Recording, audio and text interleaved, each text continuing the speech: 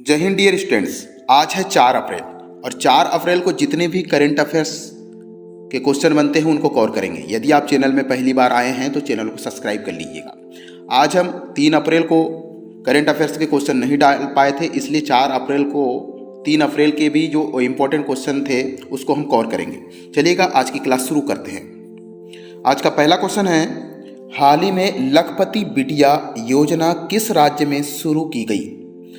ए Madhya Pradesh, B Jammu Kashmir, सी Maharashtra, D Delhi.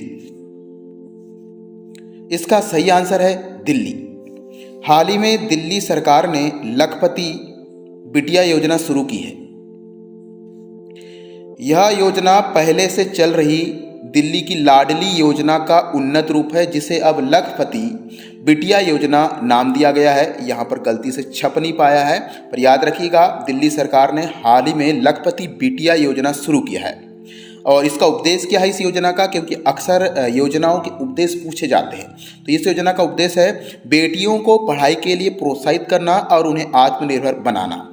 इसके लिए क्या होगा, तो इसके लिए वार्षिक रूप से 1,20,000 से कम जिनकी वार्षिक आय है और जो पिछले 3 वर्ष से दिल्ली में रह रहे हैं उनके बच्चों को, वहाँ की बिटियाओं को यह योजना का लाभ मिलेगा। चलिएगा अगला क्वेश्चन। अब बात आई है बिटियाओं की योजनाओं के लिए, तो बेटी को एजुकेटेड करने के लिए, बेटियों को शिक्षित करने के लिए अब किस राज्य में कौन सी योजना चल रही है, चलिए एक नज़र में देख लेते हैं। हाल ही में मुख्यमंत्री कन्या सुमंगला योजना, यह उत्तर प्रदेश सरकार द्वारा शुरू की गई है। इसमें होता क्या है, तो इसके तहत 25,000 रुपये की सहायता जन्म से स्नातक तक मिलती है। एक बात आती है लाडली लक्ष्मी योजना। यह योजना मध्य प्रदेश राज्य की है और बेटियों के जन्म और शिक्षा के लिए अब योजनाओं में बदलाव के साथ अब इसको शुरू किया गया है। इसका नाम है लाडली लक्ष्मी योजना। कलर चेंज कर लेते हैं। चलिए अब बात कर लेते हैं योजना की। माझी कन्या भाग्यश्री स्कीम। माझी कन्या भाग्यश्री स्कीम महाराष्ट्र सरकार की स्कीम है और यह आर्थिक रूप से वंचित जो परिवार की बेटियां हैं उनके लिए है।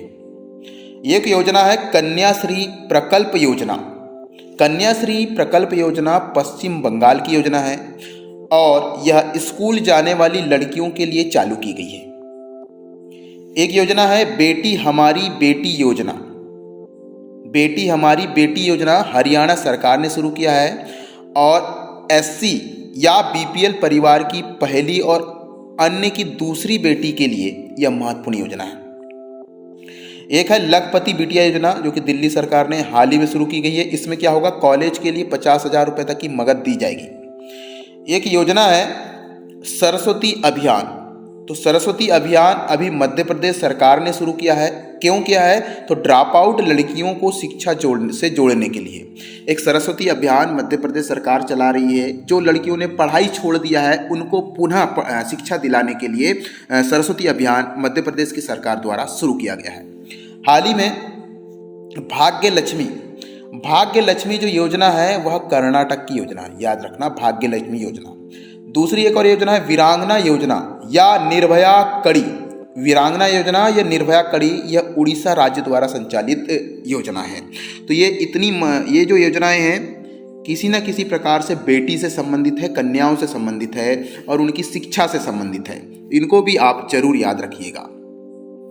अगला क्वेश्चन, दूर दराज के इलाकों में हाई स्पीड इंटरनेट पहुंचाने के लिए किस राज्य सरकार ने स्टारलिंक इंडिया के साथ साझेदारी की है?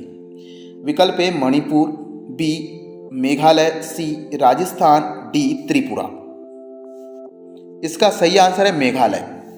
मेघालय ने स्टारलिंक के साथ समझौता किया है और मेघालय ने एलन मस्क की सैटेलाइट आधारित इंटरनेट सेवा के साथ समझौता किया है। यह किसकी है स्टारलिंक, तो ये एलन मस्क की कंपनी है। एलन मस्क की कंपनी के साथ समझौता करने वाला यह भारत का तीसरा राज्य बन गया है इंटरनेट कनेक्टिविटी के लिए। इन्हें एलन मस्क की कंपनी है स्टारलिंक के साथ समझौता किया है। क्वेश्चन ये भी बन सकता है कि इसके पहले कितने राज्यों ने इस स्टारलिंक के साथ समझौता किया है? 2 राज्यों ने। कौन कौन से? महाराष्ट्र और गुजरात ने इसके पहले स्टार लिंक के साथ समझौता कर लिया है। अब बात आती है मेघालय की। तो मेघालय जो ये रंगीन दिखाई दे रहा है, ये पूरा मेघालय है। ठीक है, अब मेघालय की बात आई है तो मेघालय की स्थापना हुई थी 21 जनवरी 1972 को। मेघालय राज्य की राजधानी है शिलोंग और मेघालय के वर्तमान मुख्यमंत्री है कॉनराड संगमा और मेघालय के राज्यपाल है CH विजयशंकर। मेघालय के उत्तर पूर्व में असम है। असम आपको दिखाई दे रहा है उत्तर पूर्व में। असम आपको मिला उत्तर पूर्व में, बिल्कुल। और याद रखिएगा दक्षिण और पश्चिम में बांग्लादेश है। दक्षिण और पश्चिम में बांग्लादेश ये है। ठीक है, दक्षिण और पश्चिम में बांग्लादेश है। वेस्ट बंगाल के साथ भी मेघालय की सीमा सूती है। आप देख सकते हैं वेस्ट बंगाल के साथ भी इसकी सीमा सूती है। भूटान देश के साथ भी ये अपनी सीमा बनाता है। ठीक है, यहाँ पर आप देख सकते हैं मेघालय, ये है मेघालय। मेघालय आप देख सकते हैं और मेघालय के ये असम इसके साथ सीमा बनाता है, बांग्लादेश के साथ ये सीमा बनाता है। असम जो है भूटान के साथ भी सीमा बनाता है। अरुणाचल प्रदेश चाइना के साथ सीमा बनाता है। अरुणाचल प्रदेश इधर म्यांमार के साथ भी सीमा बनाता है। तो कुछ पूर्वोत्तर राज्य थे जिनकी सीमाएं मैंने आपको बता दिया, लेकिन याद रखिएगा मेघालय की जो सीमा है उत्तर पूर्व में असम है और दक्षिण और पश्चिम में बांग्लादेश है। ठीक है, चलिए आगे बढ़ते हैं। एक प्रकार से आप मेघालय को देखेंगे तो इसने पूरा घेर रखा है असम में। ये इस प्रकार से ये असम है और ये जो लाइट ब्लू कलर से दिखाई दे रहा है ये मेघालय है। ठीक है डियर स्टूडेंट, चलिएगा अगला महत्वपूर्ण क्वेश्चन है, हाल ही में IMF विश्व बैंक की 2026 की बैठकों की मेजबानी निम्न में से किस देश में की जाएगी? A Ireland, B Netherlands, C Indonesia, D Thailand. इसका सही आंसर है थाईलैंड। IMF विश्व बैंक की 2026 की वार्षिक बैठक थाईलैंड के बैंकॉक में आयोजित की जाएगी। क्वेश्चन बन सकता है कि विश्व बैंक की 2026 की वार्षिक बैठक थाईलैंड के किस शहर में की गई? तो बैंकॉक में। और कब से कब तक इसका आयोजन किया जा रहा है? तो ये आयोजन किया जाएगा 12 से 18 अक्टूबर 2026 को। ये क्या है? 1991 के बाद 35 वर्षों में पहली बार दक्षिण पूर्व एशियाई राष्ट्र द्वारा इसकी मेजबानी की जा रही है। यानी 1991 के बाद दक्षिण एशिया में स्थित देश के द्वारा पहली बार 35 साल बाद इसकी मेजबानी की जा रही है। बात आई है थाईलैंड की, तो थाईलैंड की बात कर लेते हैं। थाईलैंड की राजधानी है बैंकॉक। थाईलैंड के प्रधानमंत्री है अनुतिन चार्नविराकुल और थाईलैंड की मुद्रा है थाई बात। और इसके अगर पड़ोसी देश की बात करें तो म्यांमार, लाओस, कंबोडिया, मलेशिया के साथ अपनी सीमा बनाता है। आप देख सकते हैं कंबोडिया बिल्कुल दक्षिण में है।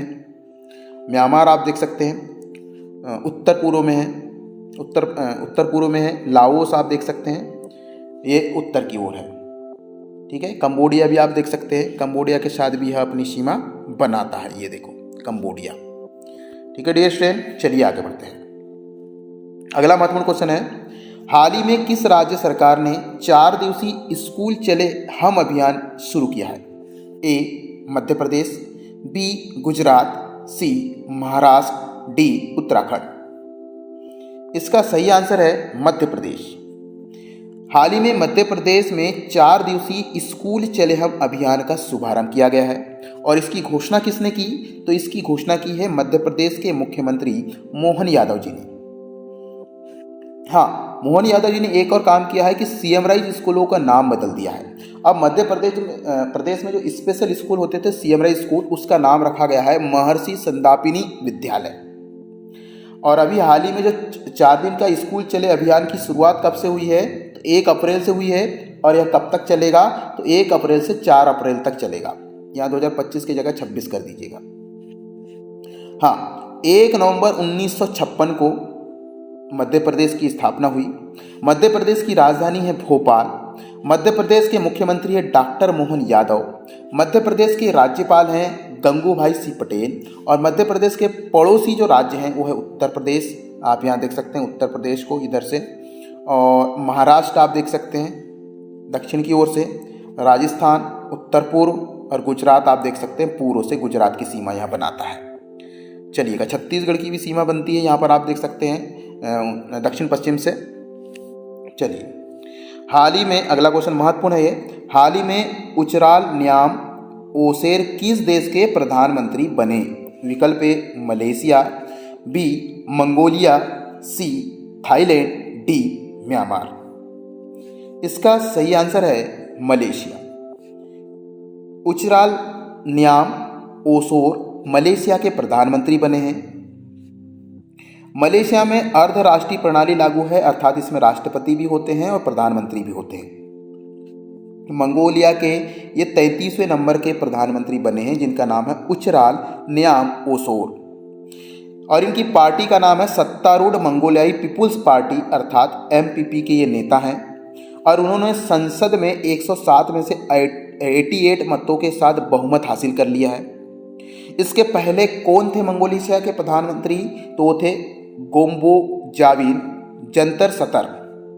अब बात आई है मलेशिया की, तो मलेशिया की राजधानी है उलान बटोर। मलेशिया के राष्ट्रपति है उखन नागिन खुरेलसुख, ये नाम थोड़ा सा ध्यान याद रखिएगा, उखन नागिन खुरेलसुख।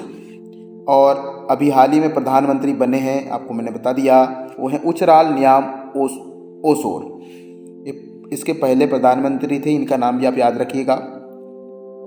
और इन यहाँ की मुद्रा है मंगोलियन टोगरोग यहाँ की मुद्रा है।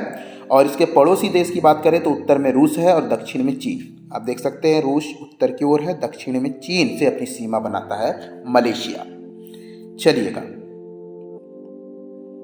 मंगोलिया इसका सही आंसर है, यहाँ पर मैंने गलत लिख दिया है, इसका सही आंसर है मंगोलिया। मलेशिया लिखा है लेकिन याद रखिएगा वह है मंगोलिया, यहाँ पर लिख दीजिएगा मंगोलिया। चलिए अगला, मिंग आंग होंग इन किस देश के राष्ट्रपति चुने गए हैं? ए दक्षिण कोरिया, बी जापान, सी मंगोलिया, डी म्यांमार। इसका सही आंसर है म्यांमार। मिंग आंग हाइंग म्यांमार के राष्ट्रपति चुने गए हैं, जो एक जनरल थे, सेना के जनरल पद पर थे। उन्हें इसलिए जाना जाता है क्योंकि उन्होंने 2021 में आंग सान सू ची की नागरिक सरकार को सत्ता से हटा दिया था। अब इनकी पार्टी का नाम है union solidarity and development party, अर्थात USDP। बात आई है म्यांमार की, ये नए हैं राष्ट्रपति, आप इनको चित्र में देख सकते हैं, जो कि वहाँ के जनरल हैं। बात करते हैं म्यांमार की, तो म्यांमार की राजधानी है, आप कमेंट बॉक्स में बताइएगा कि म्यांमार की राजधानी क्या है। इसका सही जवाब देने वाले का नाम हम अगले वीडियो में लेंगे। यहाँ की मुद्रा है क्यात, म्यांमार की मुद्रा है क्यात। और पड़ोसी देश की बात करें तो भारत, चीन, थाईलैंड, लाओस और बांग्लादेश के साथ म्यांमार अपनी सीमा बनाता है। चलिए अगला क्वेश्चन, हाल ही में किसे प्रतिष्ठित प्रेसिडेंट पीपुल्स कलर से सम्मानित किया है? A Orissa police, B Mumbai police, C Delhi police, D Jammu Kashmir police. इसका सही आंसर है उड़ीसा पुलिस। उड़ीसा पुलिस को प्रेसिडेंट पुलिस कलर सम्मान से सम्मानित किया गया है। इसे निशान सम्मान भी कहते हैं और प्राप्त करता है उड़ीसा पुलिस। तो इन्हें प्रदान किसने किया यह पुरस्कार? तो राष्ट्रपति द्रौपदी मुर्मू ने यह पुरस्कार उड़ीसा पुलिस को प्रदान किया है। आपको बता दें कि यह भारत में पुलिस बल को दिया जाने वाला सर्वोच्च सम्मान है, जिसे हम प्रेसिडेंट पुलिस कलर सम्मान से सम्मानित नाम से जानते हैं। इसका नाम निशान सम्मान भी है। और यह घोषणा उत्कल दिवस अर्थात 1 अप्रैल को की गई, जो कि उड़ीसा का स्थापना दिवस होता है। चलिए, हाल ही में PM कुसुम योजना को कब तक बढ़ा दिया है? ए 1 जनवरी 2027, बी 31 मार्च 2027, सी 1 अप्रैल 2027, डी 10 अप्रैल 2027। इसका सही आंसर है 31 मार्च 2027। तो PM कुसुम योजना की समय सीमा बढ़ा करके 31 मार्च 2027 कर दी गई है। यह घोषणा किसने किया? क्वेश्चन पूछ सकते हैं कौन से मंत्रालय ने किया, तो आपका आंसर होगा नवीन एवं नवीनीकरण ऊर्जा मंत्रालय। और इसका कारण यह है कि बैंकों और वित्तीय संस्थाओं द्वारा जो ऋण लिए हैं उनको अभी तक जमा नहीं हुआ है, इसलिए इसकी सीमा को बढ़ा दिया गया है। चलिए अगला क्वेश्चन, तो हाँ एक क्वेश्चन बनता है कि अब तक की इसकी कब तक की सीमा थी जो इसे बढ़ा दी गया, तो 31 मार्च 2026 तक इसकी लास्ट सीमा थी, लेकिन इसे अब बढ़ा दिया गया है। चलिए अगला क्वेश्चन, केंद्रीय जांच ब्यूरो सीबीआई की स्थापना दिवस कब मनाया जाता है? ए 1 अप्रैल, बी 2 अप्रैल, सी 3 अप्रैल, डी 4 अप्रैल। इसका सही आंसर है 1 अप्रैल। 1 अप्रैल 2025 को केंद्रीय जांच ब्यूरो अर्थात सीबीआई का 63वां स्थापना दिवस मनाया जाता है। इसकी स्थापना 1 अप्रैल 1963 में की गई थी और सीबीआई का जो मुख्यालय है वह नई दिल्ली में है और सीबीआई के अभी निदेशक है सुबोध कुमार जायसवाल। तो इतने इंपॉर्टेंट फैक्टर निकल करके आते हैं सीबीआई से। चलिएगा अगला क्वेश्चन, हाल ही में खान कार्रवाई में जागरूकता और सहायता के लिए अंतर्राष्ट्रीय दिवस कब मनाया जाता है? ए 2 अप्रैल, बी 3 अप्रैल, सी 4 अप्रैल, डी 5 अप्रैल। इसका सही आंसर है 4 अप्रैल। 4 अप्रैल को खान कार्रवाई में जागरूकता और सहायता के लिए अंतर्राष्ट्रीय दिवस मनाया जाता है 4 अप्रैल। अब बात आई है अंतर्राष्ट्रीय दिवस की, तो इस माह अर्थात अप्रैल माह में जो भी अंतर्राष्ट्रीय दिवस आएंगे उनकी लिस्ट हम आपके सामने ला रहे हैं। हम आपको बता दें कि ये सभी अंतर्राष्ट्रीय दिवस महत्वपूर्ण होते हैं आगामी एग्जामों के लिए। तो विश्व स्वास्थ्य दिवस मनाया जाता है 7 अप्रैल को, विश्व पार्किंसन दिवस मनाया जाता है 11 अप्रैल को, मानव अंतरिक्ष उड़ान अंतर्राष्ट्रीय दिवस 12 अप्रैल को मनाया जाता है, विश्व धरोहर दिवस 18 अप्रैल को मनाया जाता है, विश्व संरचनात्मक नवाचार दिवस 21 अप्रैल को मनाया जाता है, पृथ्वी दिवस 22 अप्रैल को मनाया जाता है। हाँ, पृथ्वी दिवस के दिन एक घटना यानी एक 1 आवर करके एक बड़ा अच्छा कार्यक्रम होता है, आप बताइएगा कमेंट बॉक्स में वह कार्यक्रम क्या है। हाँ, विश्व पुस्तक फॉर कॉपीराइट दिवस और कॉपीराइट दिवस ये 23 अप्रैल को मनाया जाता है। बहुपक्षवाद और कूटनीतिक अंतर्राष्ट्रीय दिवस 24 अप्रैल को मनाया जाता है। विश्व मलेरिया दिवस मनाया जाता है 25 अप्रैल को। विश्व बौद्धिक संपदा दिवस मनाया जाता है 26 अप्रैल को।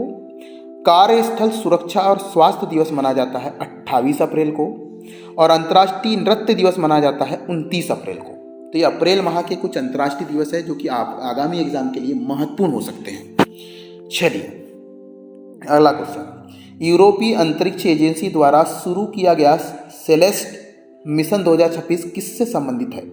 ए चंद्रमा पर मानव मिशन, बी निम्न पृथ्वी कक्षा अर्थात एलईओ में उन्नत उपग्रह नेविगेशन, सी मंगल ग्रह पर रोवर मिशन, डी अंतरिक्ष पर्यटन कार्यक्रम। तो इसका सही आंसर है निम्न पृथ्वी कक्षा अर्थात एलईओ में उन्नत उपग्रह नेविगेशन प्रणाली। इस मिशन का नाम है सेलेस्ट मिशन 2026 और यह छोड़ा गया है यूरोपियन स्पेस एजेंसी द्वारा छोड़ा गया उपग्रह है, जिसका उद्देश्य है कि एलईओ में अगली पीढ़ी का नेविगेशन करना, नए सिरे से खोजे करना। इसमें कुल मिलाकर के 11 उपग्रह का समूह है जो भेजा गया है। इस प्रशिक्षण में गैलीलियो और EGNOS प्रणाली का प्रयोग किया गया है भेजने के लिए। और इसका पहला प्रशिक्षण कब हुआ है? क्वेश्चन पूछ सकता है कि इसका पहला प्रशिक्षण सेलेस्टिक मिशन 2026 का पहला प्रशिक्षण प्रक्षेपण कब हुआ? तो 28 मार्च 2026 को पहला प्रक्षेपण हुआ है। कहाँ से लॉन्च किया गया पहला प्रक्षेपण, पहला उपग्रह? तो न्यूजीलैंड से लॉन्च किया गया है और इस रॉकेट का नाम है इलेक्ट्रॉन रॉकेट नाम दिया गया है। हाँ, इसका एक अन्य उपनाम दिया गया है, बहुत ही महत्वपूर्ण है, ये नाम है गैलीलियो की बेटी। इस योजना का नाम है गैलीलियो की बेटी।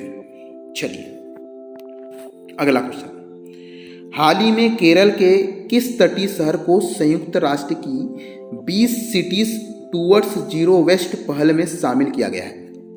ए कोच्चि, बी कोझिकोड, सी वर्कला, डी त्रिशूर।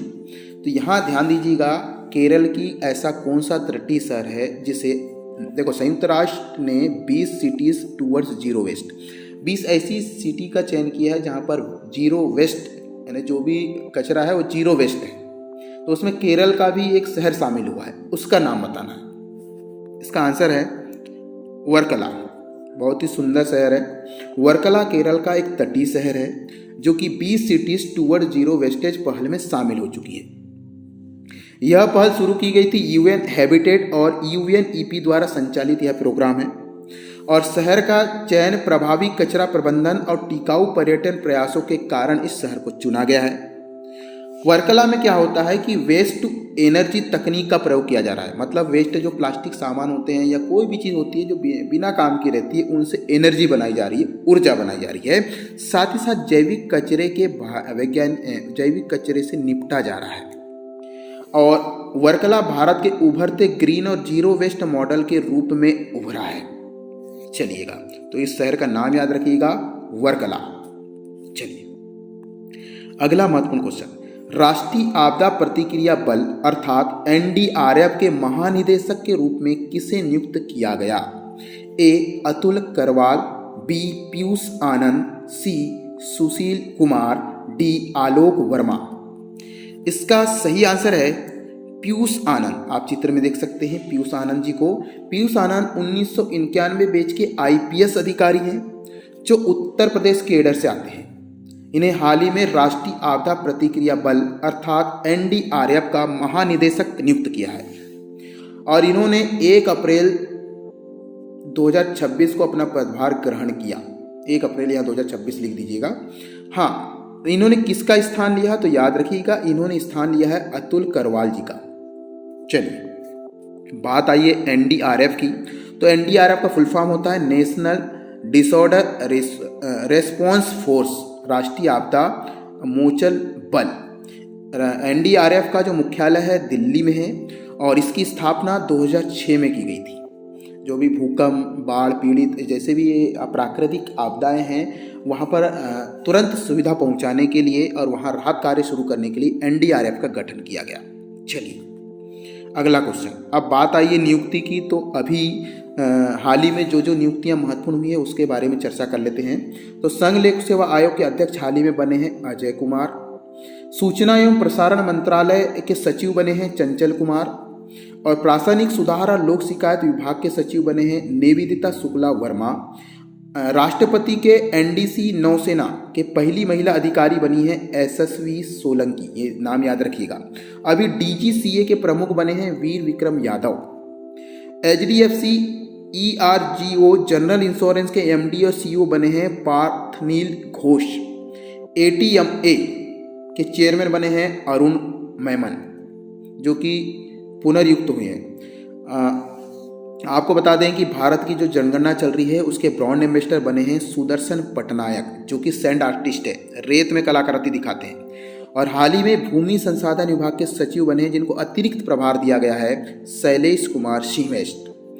बात करें बंगाल चुनाव आयोग की, तो यहाँ के मुख्य सचिव बने हैं दुष्यंत नारियाला जो कि बंगाल चुनाव आयोग के आयुक्त बने हैं। चलिए मुख्य सचिव बने, क्या बने हैं? मुख्य सचिव।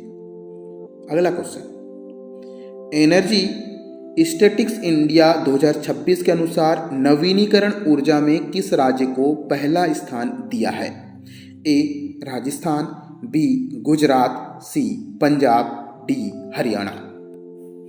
इसका सही आंसर है Rajasthan. Energy statistics India 2026 report के अनुसार राजस्थान को नवीनीकरण ऊर्जा रिन्यूएबल एनर्जी उत्पादन और स्थापित क्षमता में देश का पहला स्थान प्राप्त हुआ है।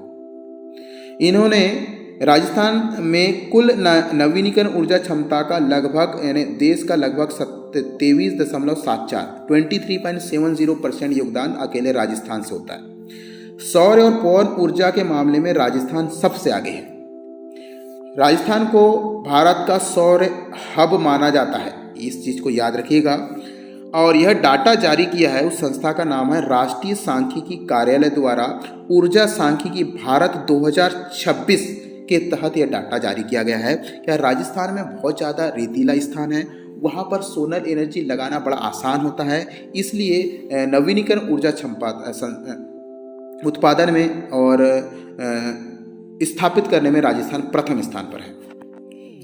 अगला क्वेश्चन, विश्व ऑटिज्म जागरूकता दिवस कब मनाया जाता है? ए 1 अप्रैल, बी 2 अप्रैल, सी 3 अप्रैल, डी 4 अप्रैल। इसका सही आंसर है 3 अप्रैल। हर वर्ष 2 अप्रैल को यहाँ पर 2 अप्रैल लिख दीजिएगा। हर वर्ष 2 अप्रैल को विश्व ऑटिज्म जागरूकता दिवस मनाया जाता है। और इस बार 2026 की थीम है autism and humanity, every life has value.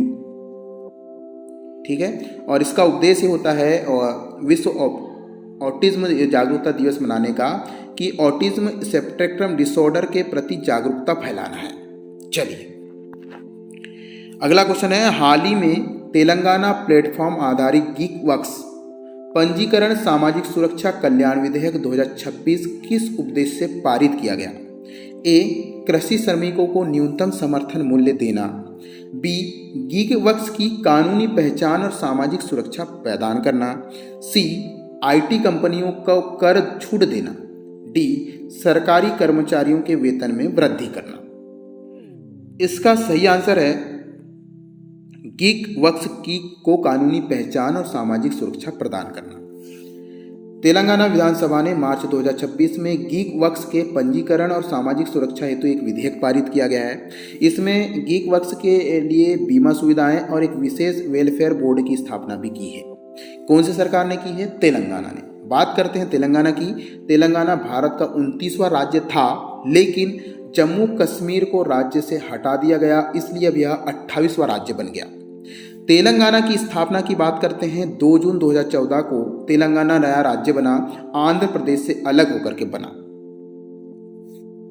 Andhra Pradesh के राजधानी है हैदराबाद। आंध्र प्रदेश के वर्तमान मुख्यमंत्री है ए रेवंत रेड्डी।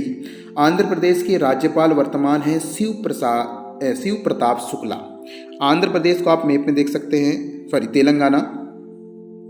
तेलंगाना को देख सकते हैं। एक तरफ आंध्र प्रदेश है और एक तरफ है कर्नाटक। महाराष्ट्र आप देख सकते हैं उत्तर से है, और इधर छत्तीसगढ़ उत्तर पूर्व से है। तो इस प्रकार से यह इतने राज्यों के साथ अपनी सीमा बनाती है।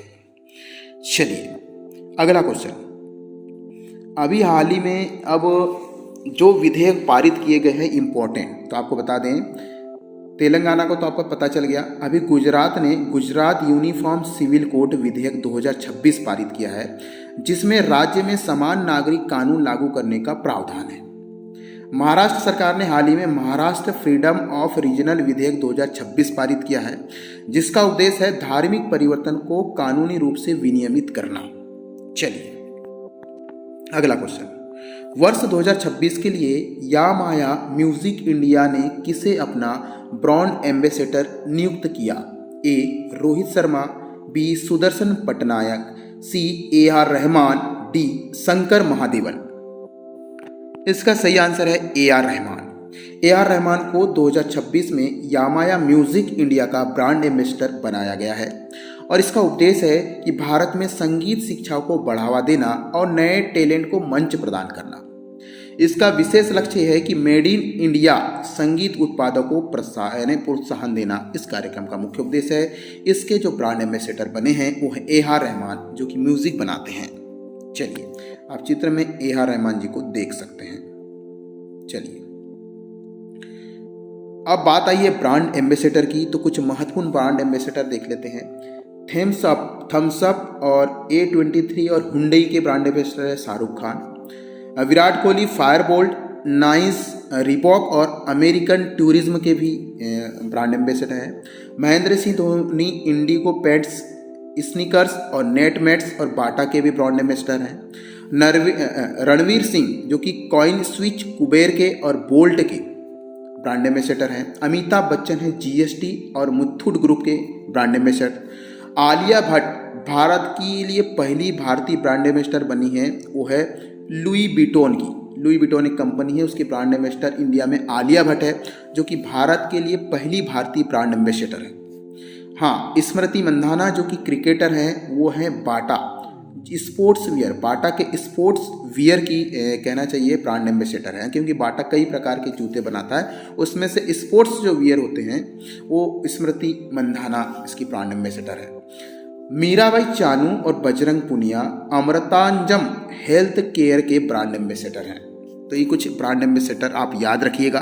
चलिए अगला महत्वपूर्ण कॉर्नर, भारत की तीसरी स्वदेशी परमाणु संचालित बैलिस्टिक मिसाइल पनडुब्बी अर्थात SSBN कौन सी है, जिसे हाल ही में भारतीय नौसेना में शामिल किया है? A INS Arihant, B INS Arighat, C INS Aridhaman, D INS Kalvari. इसका सही आंसर है INS अरिधमन। INS अरिधमन भारत की तीसरी स्वदेशी परमाणु संचालित बैलिस्टिक मिसाइल है, जिसे शॉर्ट में SSBN कहते हैं।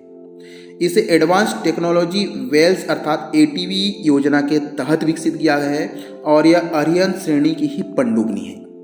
इसके पहले INS अरिहंत को 2026 में कमीशन कर दिया गया है अर्थात स्वीकृत किया गया है और इसी प्रकार INS अरीघाट को 2026 में भारतीय नौसेना में शामिल किया गया है। और इसकी घोषणा किसने की? तो हमारे रक्षा मंत्री राजनाथ सिंह ने इसकी घोषणा की। यहाँ शब्द आया है SSBN, इसका फुल फॉर्म पूछा जा सकता है, तो इसका फुल फॉर्म है सबमर्सिबल बैलिस्टिक न्यूक्लियर सबमरीन। यह एक मरीन है, मतलब जल के अंदर चलने वाली मशीन है, एक जहाज है। अब बात करते हैं, इस प्रकार की तकनीक चुनिंदा देशों के पास है। किस किस के पास है? तो अमेरिका के पास है, रूस के पास है, ब्रिटेन के पास, फ्रांस, चीन और अब भारत के पास। यह पनडुब्बी भारत की हिंद प्रशांत क्षेत्र में समुद्री गतिरोधक क्षमता को मजबूत करेगी। और आपको बता दें कि यह नौसेना प्रोजेक्ट 17A के तहत बहुत सारे INS जैसे जहाज़ों को अपने बेड़े में शामिल कर रहा है। इसके पहले स्टील्थ फ्रिगेट INS तारागिरी भी इसमें शामिल हो चुकी है। चलिए, तो याद रखना INS अरिधमन को अभी हाल ही में शामिल किया है। अगला क्वेश्चन, हिमालय राज्य को वित्तीय सहायता प्रदान करने के लिए भारत सरकार ने कौन सी योजना शुरू की? ए प्रधानमंत्री गति शक्ति योजना, बी प्राइड ऑफ हिल्स योजना, सी आत्मनिर्भर पर्वत योजना, डी हिम विकास मिशन। इसका सही आंसर है प्राइड ऑफ हिल्स योजना। प्राइड ऑफ हिल्स योजना मार्च 2026 में शुरू की गई भारत सरकार द्वारा और इसका मुख्य उद्देश्य क्या है? तो हिमालय जो राज्य हैं, हिमालय के आसपास जो राज्य हैं, उनके विकास हेतु शुरू की गई वित्तीय सहायता योजना है। इस योजना का फुल फॉर्म है, शॉर्टकट है SASC अर्थात special assistance to state for capital investment. इस योजना के तहत 25,000 करोड़ की राशि प्रदान की गई है। कौन कौन से इसमें राज्य शामिल हैं? तो यहाँ पर अरुणाचल प्रदेश पर, नागालैंड, हिमाचल प्रदेश, उत्तराखंड, त्रिपुरा, मणिपुर, मेघालय, सिक्किम और मिजोरम राज्य को विकसित किया जाएगा इस योजना के तहत, जिस योजना का नाम है प्राइड ऑफ हिल्स योजना। याद रखिएगा डियर स्टूडेंट, इन राज्यों के नाम भी याद रखिएगा, क्योंकि इन राज्यों का नाम भी पूछा जा सकता है कि कौन प्राइड ऑफ हिल्स योजना का हिस्सा नहीं है। इनमें से 3 दे देगा, कोई दूसरा दे देगा, वह आंसर होगा। तो इस प्रकार के क्वेश्चन बन सकते हैं। चलिए, हाल ही में प्रथम विश्व बौद्ध शांति सम्मेलन 2026 का मुख्य आयोजन कहाँ हुआ? ए बोधगया, बी सारनाथ, सी हैदराबाद और नागा अर्जुन सागर के बुद्ध वनम में, या डी कुशीनगर। इसका सही आंसर है हैदराबाद और नागा अर्जुन सागर का एक स्थान है बुद्ध वनम। यहाँ 2 स्थानों पर किया गया। तो प्रथम विश्व बौद्ध शांति सम्मेलन कहाँ आयोजित किया गया? तो ये हैदराबाद और नागा अर्जुन सागर के बुद्ध वनम में आयोजित किया गया। कब आयोजित किया गया? तो 27 से 29 मार्च 2026 तक आयोजित किया गया। और इसमें किसने सहयोग किया है? तो आपको बता दें, यह कार्यक्रम वियतनाम बौद्ध संघ के सहयोग से आयोजित किया गया था, जिसमें आयोजन में बुद्ध वनम और तेलंगाना पर्यटन विकास निगम की प्रमुख संस्थाएं भी इसमें शामिल हुई। इसमें हुआ क्या? तो इसमें 20 से अधिक देशों के भिक्षु, मंत्री और प्रतिनिधि इसमें शामिल हुए। इसका मुख्य उद्देश्य है तेलंगाना को वैश्विक बौद्ध केंद्र के रूप में विकसित करना। और यहाँ पर एक शहर आया है, नागा अर्जुन सागर में एक शहर है बुद्ध वनम। तो बुद्ध वनम को बौद्ध विरासत थीम पार्क के रूप में विकसित करना इसका मुख्य उद्देश्य है।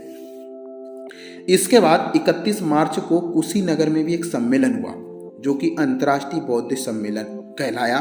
और इस बार जब कुशीनगर में 31 मार्च 2026 को अन्य अंतर्राष्ट्रीय बौद्ध सम्मेलन हुआ था, और इसकी थीम रखी गई थी धम्म संवाद और विकास माध्यम से विश्व शांति। इसका विषय है धम्म संवाद और विकास के माध्यम से विश्व शांति।